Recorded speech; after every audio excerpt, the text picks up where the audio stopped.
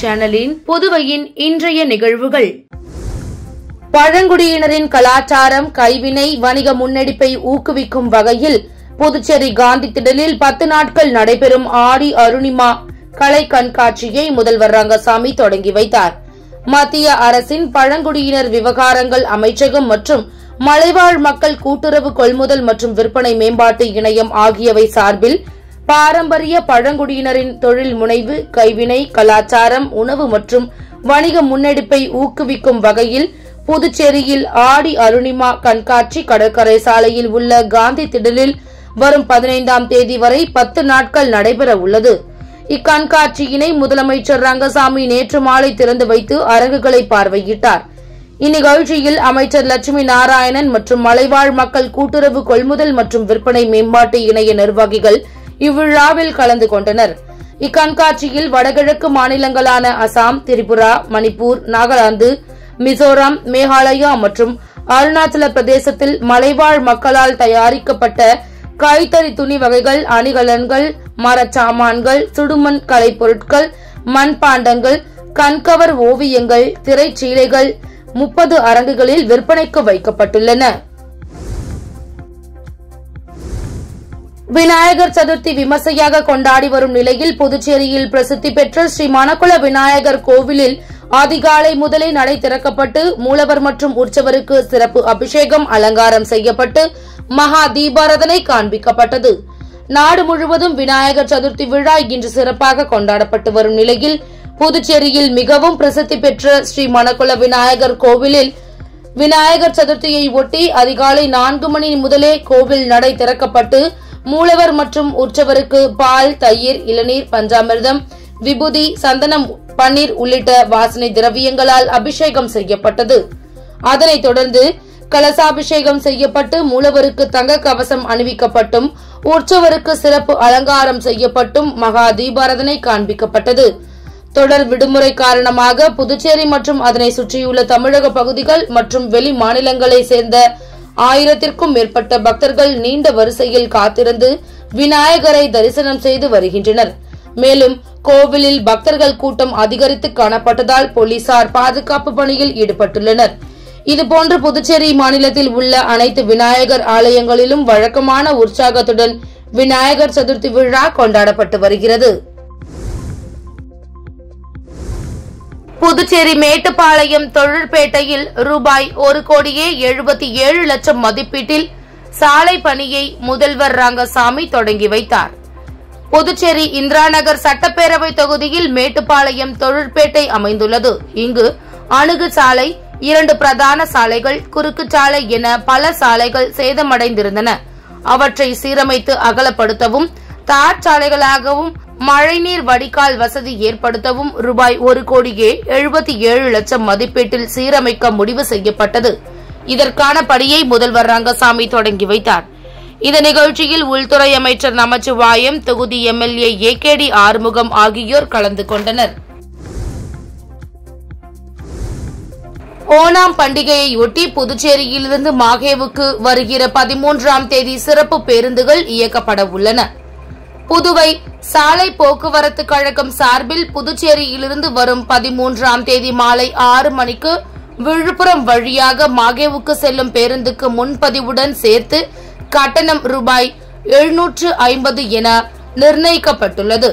புதுச்சேரி தற்காலிக பேருந்து நிலையத்தில் உள்ள முன்பதிவு மையம் பஸ் இந்தியா செயலியில் முன்பதிவு செய்து கொள்ளலாம் என போக்குவரத்து துறை அதிகாரிகள் தெரிவித்தனர்.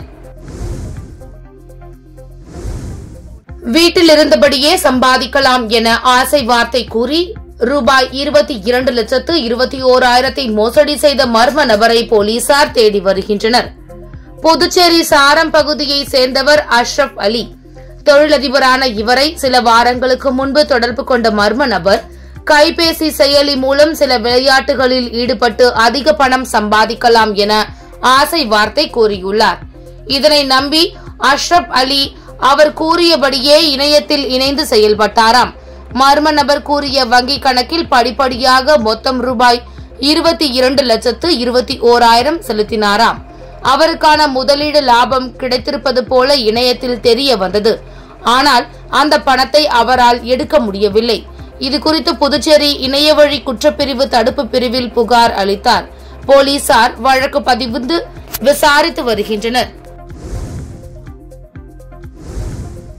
நாடக தந்தை சங்கரதாஸ் சுவாமிகள் 157வது பிறந்த நாளை ஒட்டி நாடக கலைஞர்கள், தமிழ் அமைப்பினர் உட்பட பலர் அவரது நினைவிடத்தில் மலர்தூவி மரியாதை செலுத்தினர். நாடக தந்தை தவ திரு சங்கரதாஸ் சுவாமிகள் 157வது பிறந்த நாள் விழா புதுச்சேரி ராதே அறக்கட்டளை சார்பில் இன்று கொண்டாடப்பட்டது. இதனையொட்டி கருவடிக்குப்பம் இடுகாட்டில் அமைந்துள்ள அவரது நினைவிடத்தில் உள்ள சிலைக்கு சட்டமன்ற உறுப்பினர் பாஸ்கர் என்கிற தட்சிணாமூர்த்தி, தமிழ் ஆர்வலர்கள், நாடக கலைஞர்கள், தெருக்கூத்து கலைஞர்கள் உட்பட ஏராளமானோர் கலந்து கொண்டு சங்கரதாஸ் சுவாமிகளின் சிலைக்கு மாலை அணிவித்து மரியாதை செலுத்தினார்கள். மேலும் சங்கரதாஸ் சுவாமிகளின் பிறந்த நாளை அரசு விழாவாக கொண்டாட வேண்டும் என பல்வேறு தரப்பினரும் கோரிக்கை விடுத்துள்ளனர். உலக புகழ்பெற்ற திருநள்ளாறு சனி பகவான் ஆலய யானைக்கு நடைபெற்ற கஜ பூஜையில் ஏராளமான பக்தர்கள் பங்கேற்று வழிபட்டனர். காரைக்கால் மாவட்டம் திருநள்ளாறில் அமைந்துள்ள உலக பிரசித்தி பெற்ற ஸ்ரீ தர்பாரண்யேஸ்வரர் சுவாமி தேவஸ்தான ஸ்ரீ சனி பகவான் ஆலயத்தில் ஆண்டுதோறும் விநாயகர் சதுர்த்தி அன்று ஸ்ரீ சொர்ண கணபதிக்கு தங்க கவசமும், உடன் அமைந்துள்ள விநாயகருக்கு வெள்ளி கவச அலங்காரமும் அணிவிக்கப்படுவது வழக்கம். இன்று ஆவணி மாதம் விநாயகர் சதுர்த்தியை முன்னிட்டு ஸ்ரீ ஸ்வர்ண கணபதிக்கு சிறப்பு அபிஷேகமும் மகா தீபாராதனையும், அதனைத் தொடர்ந்து விநாயகர் சதுர்த்தியை முன்னிட்டு ஆலயத்திற்கு சொந்தமான பிரகிருதி எனும் பிராணாம்பாள் யானைக்கு கஜ பூஜை செய்து புத்தாடை அணிவித்து மகா தீபாராதனை நடைபெற்றது.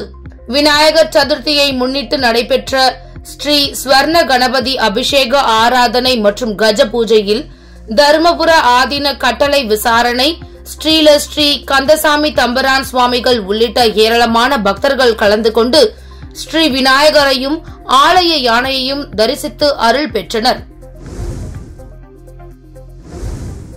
விநாயகர் சதுர்த்தியை முன்னிட்டு புதுச்சேரியில் உள்ள இனிப்பகம் ஒன்றில் படையலுக்கு வைக்கப்பட்டிருந்த 111 கிலோ எடையுள்ள பிரம்மாண்ட லட்டு பார்வையாளர்களை வெகுவாக கவர்ந்தது. புதுச்சேரியில் விநாயகர் சதுர்த்தி விழா வழக்கமான உற்சாகத்துடன் கொண்டாடப்பட்டு வருகிறது. அதன் ஒரு பகுதியாக புதுச்சேரி 45 அடி சாலையில் உள்ள ஸ்ரீ ஜெயின் இனிப்பகம் ஒன்றில் அதன் நிறுவனர் விக்ரம் முயற்சியில் ஒவ்வொரு ஆண்டும் விநாயகர் சதுர்த்தியின் போது பெரிய அளவிலான லட்டு தயார் செய்யப்பட்டு பூஜை செய்யப்படுவது வழக்கம். முதலில் 11 கிலோவில் செய்த லட்டின் எடையை ஒவ்வொரு ஆண்டும் 5 கிலோவாக அதிகரித்து வந்தார். இந்நிலையில் 21வது ஆண்டாக இன்று 111 கிலோ எடையுள்ள பிரம்மாண்ட லட்டு செய்யப்பட்டு விநாயகருக்கு படையல் வைக்கப்பட்டு சிறப்பு பூஜை செய்யப்பட்டது. 3 தினங்கள் படையலில் வைக்கப்பட்டிருக்கும் இந்த மெகா லட்டு 3ஆம் நாளில் கடைக்கு வரும் வாடிக்கையாளர்களுக்கு பிரசாதமாக வழங்கப்படுவது குறிப்பிடத்தக்கது. புதுச்சேரி புனித பேட்ரிக் மேல்நிலை பள்ளியில் நடைபெற்ற ஆசிரியர் தின விழாவில் பல்வேறு போட்டிகளில் வெற்றி பெற்ற ஆசிரியர்களுக்கு பரிசுகள் வழங்கப்பட்டது. புதுச்சேரி புனித பேட்ரிக் மேல்நிலை பள்ளியில் ஆசிரியர் தின விழா நடைபெற்றது. கல்வித்துறை முன்னாள் இணை இயக்குநர் பார்த்தசாரதி, பள்ளியின் முன்னாள் மாணவியும் மருத்துவ மேலாளருமான பாலசரஸ்வதி ஆகியோர் சிறப்பு விருந்தினர்களாக கலந்து கொண்டனர். பள்ளி ஆலோசனை குழு தலைவர் ஜோசப் பால் அடிகளார் தலைமையில் பள்ளி ஆசிரியர்கள் அனைவரும் கௌரவிக்கப்பட்டனர். பல்வேறு போட்டிகளில் வென்றவர்களுக்கு பரிசளிக்கப்பட்டது. பள்ளி தாளாளர் பிரெட்ரிக், பள்ளி மருத்துவ இயக்குநர் ஜீட்டா பிரெட்ரிக், பள்ளி முதல்வர் ஸ்டெல்லா உள்ளிட்டோர் கலந்து கொண்டனர். NSS சார்பில் நடத்தப்பட்ட போட்டிகளில் வென்ற ஆசிரியர்களுக்கு பரிசளிக்கப்பட்டது. முன்னதாக தமிழ் ஆசிரியர் ராஜலட்சுமி எழுதிய தமிழர் தனிப்பெரும் கலைத்திறன் மாநகர மாட்சிகள் எனும் மரபு பாடல்கள் அடங்கிய நூல்கள் வெளியிடப்பட்டன. விநாயகர் சதுர்த்தியை ஒட்டி காரைக்கால் நகர பகுதியில் 50க்கும் மேற்பட்ட விநாயகர் சிலைகளுக்கு பிரதிஷ்டை செய்யப்பட்டு சிறப்பு பூஜை நடைபெற்றது. விநாயகர் சதுர்த்தி விழாவை ஒட்டி காரைக்கால் மாவட்டம் முழுவதும் சுமார் 300க்கும் மேற்பட்ட விநாயகர் சிலைகள் பிரதிஷ்டை செய்யப்பட்டுள்ளது. காரைக்கால் நகர பகுதியில் சுமார் 50க்கும் மேற்பட்ட விநாயகர் சிலைகள் பிரதிஷ்டை செய்யப்பட்டு பல்வேறு பூஜைகள் நடைபெற்றது. புகழ்பெற்ற காரைக்கால் ஏழை மாரியம்மன் கோவிலில் நிறுவப்பட்டுள்ள ஸ்ரீ சக்தி விநாயகருக்கு சிறப்பு பூஜைகள் நடைபெற்றது. மகா தீபாராதனை காண்பிக்கப்பட்டது. இந்நிகழ்ச்சியில் இந்து முன்னணி தலைவர் கணேஷ், நகர தலைவர் ராஜ்குமார் உள்ளிட்ட ஏராளமான இந்து முன்னணி நிர்வாகிகள் மற்றும் உறுப்பினர்கள் கலந்து கொண்டனர். இன்று பிரதிஷ்டை செய்யப்படும் விநாயகர் சிலைகள் நாளை மறுநாள் ஏழை மாரியம்மன் கோவிலில் இருந்து ஊர்வலமாக சென்று கிளிஞ்சல்மேடு மீனவ கிராமத்தில் உள்ள வங்க கடலில் கரைக்கப்பட உள்ளது. புதுவை அருங்காட்சியகம் சார்பில் இளைஞர் விடுதியில் நடைபெற்ற திருக்குறள் முற்றோதல் விழாவில் கன்னியாகுமரியிலிருந்து புதுச்சேரிக்கு சுற்றுலா வந்த மாணவ மாணவிகள் பங்கேற்றனர். கன்னியாகுமரி தூய வளனார் மேல்நிலைப் பள்ளியிலிருந்து புதுச்சேரிக்கு சுற்றுலா வந்த மாணவ மாணவியர்களுக்கு திருக்குறள் முற்றோதல் என்ற நிகழ்வு புதுவை அருங்காட்சியகத்தால் முன்னெடுக்கப்பட்டது. தொடர்ந்து 3வது முறையாக நடைபெறும் இந்நிகழ்வில் இவ்வாண்டு 10 ஆசிரியர்கள், 129 மாணவ மாணவியர் புதுச்சேரிக்கு சுற்றுலா மேற்கொண்டனர். புதுச்சேரியில் பல இடங்களை பார்வையிட்ட அவர்களுக்கு புதுச்சேரியின் நினைவு சின்னமான ஆயி மண்டபத்தை பற்றியும் அதன் வரலாற்றை பற்றியும் புதுச்சேரியின் பல சிறப்பியல்புகளையும் புதுவை அருங்காட்சியக நிறுவனர் அறிவன் மாணவர்களுக்கு விளக்கி கூறினார். இதனைத் தொடர்ந்து இளைஞர் விடுதியில் இம்முற்றோதல் நிகழ்வு நடைபெற்றது. கலை பண்பாட்டுத்துறை இயக்குநர் கலியபெருமாள் திருக்குறள் முற்றோதல் நிகழ்வினை தொடங்கி வைத்து மாணவ மாணவியர்களுக்கு பங்களிப்பு சான்றிதழை வழங்கினார். இந்நிகழ்வினை புதுவை அருங்காட்சியகம் நிர்வாகிகள் செய்திருந்தனர். புதுச்சேரி முத்தியால்பேட்டை ஸ்ரீ லட்சுமி அயகிரிவர் பெருமாள் திருக்கோவிலின் 53வது பிரம்மோற்சவ விழாவை ஒட்டி துவஜாரோகணம் என்கிற கொடியேற்ற நிகழ்வு நடைபெற்றது. புதுச்சேரி முத்தியால்பேட்டை ராமகிருஷ்ணா நகர் பகுதியில் அமைந்துள்ளது ஸ்ரீ லட்சுமி அயகிரிவர் திருக்கோவில். இந்த திருக்கோவிலில் எழுந்தருளியுள்ள ஸ்ரீ லட்சுமி அயகிரிவ பெருமாளுக்கு 53வது பிரம்மோற்சவ விழா நேற்று இரவு அனுக்னை, மிருத்சங்கிரகணம் மற்றும் ஸ்ரீ விக்னேஸ்வர திருவீதி புறப்பாடுடன் தொடங்கியது. இன்று கலாய் கன்னியா லக்கினத்தில் துவஜாரோகணம் என்கிற கொடியேற்ற நிகழ்வு நடைபெற்றது. கருட உருவம் பொறித்த கொடிக்கு வேத மந்திரங்கள் ஓதி தீபாராதனை காட்டி கொடியேற்றி கொடிமரத்திற்கு மகா தீபாராதனை காட்டப்பட்டது. தொடர்ந்து அலங்கரிக்கப்பட்ட பெருமாளுக்கு தீபாராதனை காட்டப்பட்டது. இதில் பக்தர்கள் பலரும் கலந்து கொண்டு பெருமாளை வழிபட்டு சென்றனர். உருளையன்பேட்டை தொகுதிக்கு உட்பட்ட கண்ணன் நகரில் நடைபெற்ற விநாயகர் சதுர்த்தி விழாவில் தொகுதி சட்டமன்ற உறுப்பினர் நேரு கலந்து கொண்டு சாமி தரிசனம் செய்து பக்தர்களுக்கு பிரசாதம் வழங்கினார். புதுச்சேரியில் வழக்கமான உற்சாகத்துடன் விநாயகர் சதுர்த்தி விழா கொண்டாடப்பட்டது. அதன் ஒரு பகுதியாக உருளையன்பேட்டை தொகுதிக்கு உட்பட்ட கண்ணன் நகரில் பொதுமக்கள் சார்பில் நடைபெற்ற விநாயகர் சதுர்த்தி விழாவில் தொகுதி சட்டமன்ற உறுப்பினர் நேரு கலந்து கொண்டு சாமி தரிசனம் செய்தார். அதனைத் தொடர்ந்து பக்தர்களுக்கு பிரசாதம் வழங்கி சிறப்பித்தார். இந்நிகழ்ச்சியில் அப்பகுதி மக்கள் மற்றும் மனிதநேய மக்கள் சேவை மைய நிர்வாகிகள் உட்பட பலர் கலந்து கொண்டனர். ஊசுடு சட்டமன்ற தொகுதி 10 கண்ணு சட்டமன்ற உறுப்பினர் அலுவலகத்தில் விநாயகர் சதுர்த்தி விழா அமைச்சர் சாய் ஜே சரவணன்குமார் தலைமையில் கொண்டாடப்பட்டது. விநாயகர் சதுர்த்தி பண்டிகை இன்று நாடு முழுவதும் கோலாகலமாக கொண்டாடப்படுகிறது. விநாயகர் சதுர்த்தி என்பது இந்துக்களின் முக்கியமான விழாக்களில் ஒன்று. இவ்விழாவானது ஆண்டுதோறும் ஆவணி மாதத்தின் வளர்பிறை சதுர்த்தி நாளன்று கொண்டாடப்படுகிறது. பொதுவாக விநாயகரின் பிறந்த நாளாக இந்த பண்டிகை கொண்டாடப்படுகிறது. அந்த வகையில் விநாயகர் சதுர்த்தி இன்று காலை முதலே உற்சாகமாக கொண்டாடப்படுகிறது. அதன் ஒரு பகுதியாக புதுச்சேரி மாநிலம் ஊசுடு சட்டமன்ற உறுப்பினர் அலுவலகத்தில் விநாயகர் சதுர்த்தி விழா கொண்டாடப்பட்டது. இதில் ஆதி திராவிடர் நலத்துறை அமைச்சர் ஏ.கே. சாய் ஜே சரவணன்குமார் கலந்து கொண்டு விழாவிற்கு தலைமை தாங்கி விநாயகர் சிலைக்கு பூஜை செய்து தீபாராதனை காண்பித்தார். இதனைத் தொடர்ந்து விழாவில் கலந்து கொண்ட பக்தர்களுக்கு இனிப்பு மற்றும் பிரசாதம் வழங்கினார். நிகழ்ச்சியில் தொகுதி ஒருங்கிணைப்பாளர் சாய் தியாகராஜன், தொகுதி தலைவர் ஐயனார் உட்பட பலர் கலந்து கொண்டனர். விநாயகர் சதுர்த்தி தினவிழாவில் மடுகரை வி.எஸ். நகர் பகுதியில் அமைந்துள்ள விநாயகருக்கு சிறப்பு பூஜை செய்யப்பட்டது. புதுவை அடுத்த மடுகரை வி.எஸ். நகர் பகுதியில் அமைந்துள்ள முத்தாளம்மன் ஆலயத்தில் புதிதாக அமையப்பெற்ற 7 அடி உயர விநாயகருக்கு சிறப்பு பூஜை மற்றும் தீபாராதனை காண்பிக்கப்பட்டது. முன்னதாக விநாயகருக்கு சந்தனம், பன்னீர், தேன், பஞ்சாமிர்தம், இளநீர் உள்ளிட்ட பல்வேறு வாசனை திரவியங்களால் அபிஷேகம் செய்யப்பட்டது. இரவு சிறப்பு அலங்காரத்தில் விநாயகர் வீதி உலா நடைபெற்றது. இவ்விழாவில் பங்கேற்ற அனைவருக்கும் பிரசாதம் வழங்கப்பட்டது. இவ்விழாவிற்கான ஏற்பாடுகளை ஆரங்காவல் குழுவினர் மற்றும் VS நகர் இளைஞர்கள் செய்திருந்தனர். சென்னை வானிலை ஆய்வு மையம் வெளியிட்டுள்ள அறிவிப்பில் கூறப்பட்டிருப்பதாவது, நேற்று மத்திய மற்றும் அதனை ஒட்டியுள்ள வடக்கு வங்கக்கடலில் பகுதியில் நிலவிய காற்றழுத்த தாழ்வு பகுதியானது வடக்கு திசையில் நகர்ந்து இன்று காலை 8:30 மணி அளவில் வடமேற்கு மற்றும் அதனை ஒட்டியுள்ள மத்திய வங்கக்கடல் பகுதியில் ஆழ்ந்த காற்றழுத்த தாழ்வு பகுதியாக நிலவுகிறது. மேலும் இது வடக்கு திசையில் நகர்ந்து 8ஆம் தேதி வாக்கில் வடமேற்கு வங்கக்கடல் மற்றும் அதனை ஒட்டிய பகுதிகளில் காற்றழுத்த தாழ்வு மண்டலமாக வலுப்பெறக்கூடும்.